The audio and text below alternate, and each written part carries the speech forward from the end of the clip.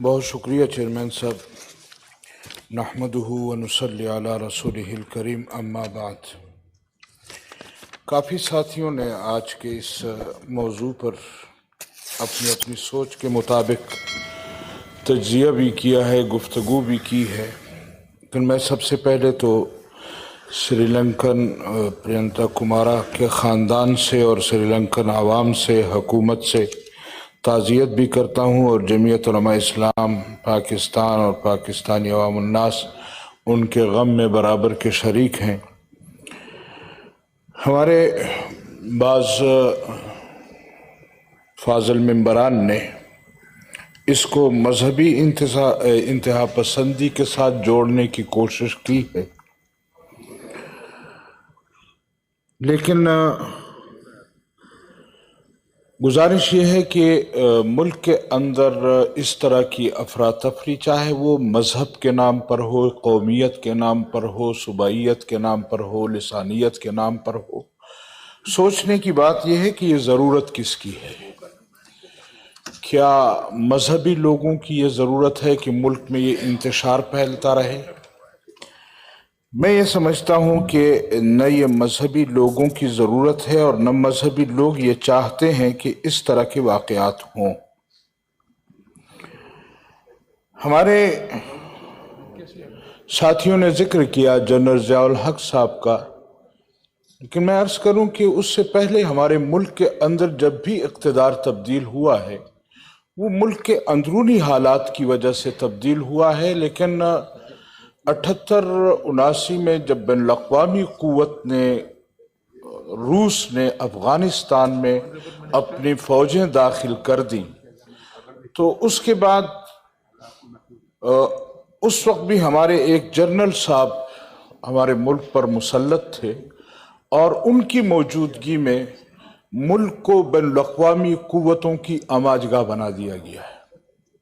हर तरफ से यहाँ क़ुव्वतें आई और अफ़ग़ानिस्तान की सरज़मीन पर रूस को पीछे धकेलने के लिए अमेरिका और बाकी क़ुव्वतों का हमने साथ दिया।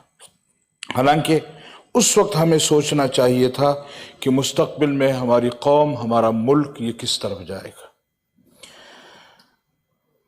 मेरे मोहतरम जनाब चेयरमैन साहब, आइए वज़ीर साहब। जी, जब भी इस मुल्क में बैनुल-अक़वामी क़ुव्वतों ने कोई बड़ा काम हमसे कराना हो, मेरे ख्याल में उसके लिए कभी भी सिविलियन हुकूमत या सिविलियन लोग उनके लिए शायद वो काम नहीं कर सके, या अवामी दबाव की वजह से या जिसकी वजह से जब भी कोई काम हुआ है तो हमारे जर्नल इस्तेमाल हुए हैं। अगर मैं जिक्र करूं जी, इसके पास मेरे पास एक दो दलाइल हैं, अगर आप हजरात सुन ले। हो सकता है मेरी राय गलत हो, लेकिन जब मुल्क को दो लख्त करने का वक्त आया तो ये मुल्क जर्नल के हवाले किया गया। इस मुल्क में जब हम हिंदुस्तान को दरिया देने का वक्त आया तो भी ये मुल्क एक जर्नल के हवाले किया गया। इस खित्ते में जब रूस अफगानिस्तान में आया और बैनुल-अक़वामी क़ुव्वतों का ये मुल्क अमाजगाह बनाया जा रहा था, तब भी ये मुल्क एक जर्नल के हवाले किया गया। और इस मुल्क में जब अमेरिका बहादुर इसको अपनी कॉलोनी बना रहा था और यहां दहशत गर्दी को पनपने दिया जा रहा था, तो उस वक्त भी ये मुल्क जनरल मुशर्रफ के हवाले किया गया था। मुसलसल इस मुल्क के अंदर जब भी कोई बड़े वाकयात होते तो हमारे जर्नल हजरात उसके लिए इस्तेमाल भी होते हैं। और आजकल मेरे ख्याल में इस वक्त जो सूरत हाल मुल्क की बनी हुई, अवाम लाख पीटे, अवाम लाख रोए, तब्दीली का नारा जो लगाया गया उसकी बुनियाद पर इस कौम के साथ जो खिलवाड़ खेला गया, कोई परवाह नहीं है हुकूमत को, चाहे कौम के साथ कुछ भी होता रहे। जो महंगाई है, जो कुछ हो, इनको सिर्फ अपने इक़्तिदार और बैनुल अक़वामी क़ुव्वतों के वो मुतालबे पूरा करना है कि हमें किस तरह इस मुल्क को मजहब से हटाकर बैनुल अक़वामी क़ुव्वतों की आमाजगाह किस तरह बनाएंगे। और मैं ये समझता हूं कि मुल्क के अंदर सिर्फ ये वाक़यात सियालकोट में नहीं हुआ। मेरे मोहतरम फाजल मेंबर जनाब मुश्ताक साहब ने उसकी तफसीली बयान किया है। ये वाक़यात सिर्फ ये नहीं है कि स्कूल और कॉलेजों में हुए, इसका निशाना हम भी बने, इसका निशाना मजहबी लोग भी बने हैं, इसका निशाना मदरसे भी बने हैं, इसके निशाना मजहबी तालिब इल्म भी बने हैं। मेरे पार्लियामेंट के मेंबरान जो जमीयत उलमा इस्लाम के अरकान थे वो भी इसका निशाना बने।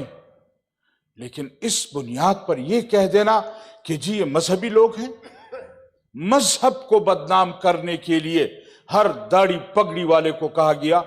मैं एक मर्तबा हमारे एक मुश्तरक इजलास था, उसमें हमारे एक जनरल साहब ने हमारे सामने एक लिस्ट पेश की कि हमने दहशतगर्दी को ख़त्म करने के लिए एक लंबी तस्वीरें लगाई, कोई 150 लोगों के नाम दिखाए कि ये हम दहशतगर्दों की कमर तोड़ चुके हैं और हमने इन दहशतगर्दों को मार दिया है। और उसमें दिखाया गया है कि उसमें जो भी दहशतगर्द थे उनकी दाढ़ियां और पगड़ियां थी। तो मैंने उसी जर्नल से उसी इजलास में सवाल किया था कि मोहतरम ये भी तो बता दो ना कि इन लोगों को दहशतगर्दी की तरफ धकेलने वाला, इनको ट्रेनिंग देने वाला, इनको पालने वाला वो कौन लोग हैं? क्या वो मदरसे वाले थे?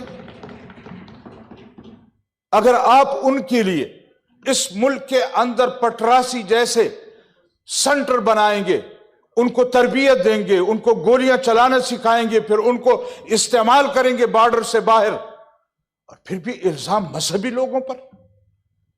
मैं दावे से कहता हूं कि आज भी दीनी मदरसे में किसी एक में भी कोई एक दहशतगर्द भी नहीं,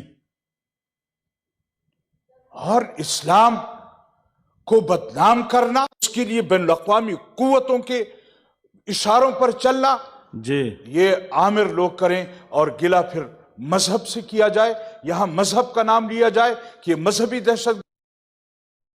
श्रीलंकन लोगों से ताज़ियत करनी थी। मैं उनको भी ये बतलाना चाहता हूं कि उनके कत्ल में मुलव्विस एक भी मौलवी नहीं, एक भी मौलवी उसमें नहीं। लेकिन मेरे मोहतरम साथियों, अगर ये रवैया रहा कि मुल्क के अंदर आप मजहब को बदनाम करना चाहते हैं और उसके लिए मजहबी लोगों का नाम लेना चाहते हैं, तो जिस तरह मेरे एक फाजिल मेंबर ने भी यहां कहा कि इस्लाम ये सलामती से है, ईमान ये अमन से है, लिहाजा इस्लाम जो सलामती का नाम है। हाँ, ये जरूर है कि पाकिस्तान में बसने वाला मुसलमान वो अपने मजहब से, अपने दीन से, अपने पैगंबर से इतना अकीदत, इतना ताल्लुक, इतनी मोहब्बत रखता है कि मजहब के नाम पर जब भी हमारे मुल्क के मुसलमान को इस्तेमाल करने की इन जाबिर और जालिम हमारे जर्नलों ने किया है, मेरे ख्याल में उसके लिए हमारा वो नौजवान इस्तेमाल ज़रूर हुआ है जो मज़हब से एक मोहब्बत रखता है। लेकिन क्या इस तरह आप मज़हब को बदनाम करना चाहते हैं? ये मुल्क इस्लाम के नाम पे बना है, ये मुल्क ला इलाहा इल्लल्लाह के नाम पर बना है। यहां आज अगर हम इस्लाम की बात नहीं करेंगे तो किसकी बात करें? सन 73 के आईन क्या कहता है?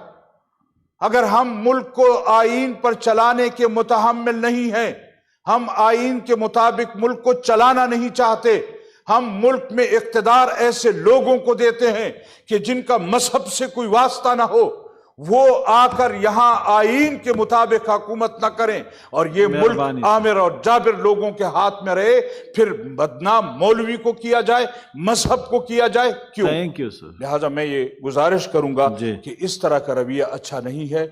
मजहब के नाम पर इस तरह की बातें करना ये भी बेहतर नहीं है। हम श्रीलंकन अवाम के साथ, हुकूमत के साथ इंतहाई हमदर्दी रखते हैं और प्रियंका कुमारा साहब के ख़ानदान से ताज़ियत करते हैं। जज़ाकुमुल्लाह, बड़ी मेहरबानी।